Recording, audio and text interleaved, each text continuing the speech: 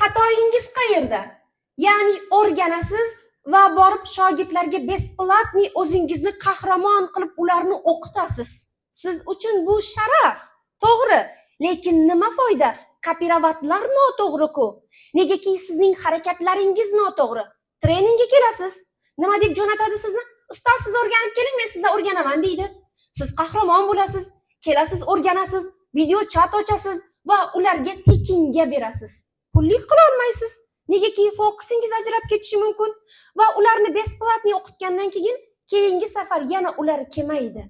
Keyingi safar siz 100 marta chakishasiz, "Davay, kel" deysiz, ular kelmaydi. Ular bitta joyga yig'ilmas ekan, ularda hech qachon energiya almashish bo'lmaydi. To'g'ri informatsiya bo'lmaydi. Siz gapirsangiz ustoz gapiraveradi deb o'ylaydi. Nima uchun? Uning o'zi kelgani yo'q. Sizning xatoyingiz bor informatsiyani aytganingiz. Nima qilishingiz kerak? Siz gruppaga o'zingiz aytishingiz kerak. Men bugun o'rgangan narsalarimni endi sizlarga o'rgatmayman. Kelmagan odamlarga ajab bo'lsin deyishingiz kerak. Negaki keyingi safar ular siz aytgan vaqtida siz bilan birga borishi kerak. Nima uchun rivojlanmayapsiz? Ustozingiz borgan joyga bormayapsiz. Nima uchun rivojlanmayapsiz? Ustozingiz vaqt yo'qotgan bo'lsa vaqt yo'qotmayapsiz. Nima uchun rivojlanmayapsiz? Uyimizdan chiqa olmayapmiz. Shuning uchun ham biz biznes qura olmayapmiz. Uyimizdan chiqmagan holatda biz hech qachon boy bo'la olmaymiz. Uyda tualet va oshxona bor. Boshqa narsa yo'q. Uning o'rtasida o'tirib biz boy bo'la olmaymiz. Uydan chiqmay turib biz fikrlarni o'zgartira olmaymiz.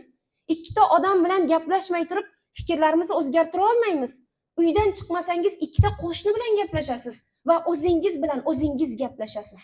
Bu qarabsizki, o'z-o'zidan fikrlar kengaymaydi bizda. Uyingizda o'tirib kitob o'qiy olmaysiz. Ko'rishingiz mumkin, serial ko'rasiz. Boshqa narsa ko'ra olmaysiz. Keyin qarabsizki, ustozga chiqib azob berasiz. Ustoz, menda biznes o'xshamayapti. Bu mening biznesim emas shekilli. Deymiz. To'g'rimi? Nima uchun? Negaki sizda fikrlar o'zgarmayapti. Fikrlar o'zgarmagandan keyin o'z-o'zidan sizda harakatlar o'zgarmayapti. Shuning uchun ham bugundan boshlab treningdan olgan narsalaringizni borib o'qitmang. Ularga naprinsip qilishingiz kerak. Va siz nima qilishingiz kerak? Treningda o'rganasiz, yangidan komanda tuzishingiz kerak. Eski komandangiz siz treningga kelgandan keyin yangi komanda tuzganingizni ko'rib, ular ham kelishi kerak. Nega? Axir biz uchrashgan vaqtimizda bir xil fikrlaymiz. Boshqa informatsiya olgan vaqtimizda bir xil fikrlaymiz. Nima uchun jamoa tarqab ketyapti?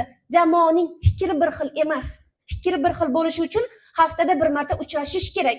Fikri bir xil bo'lishi uchun oyda bir marta uchrashish kerak. Mana shu vaqtida eng zo'ri bo'la olasiz.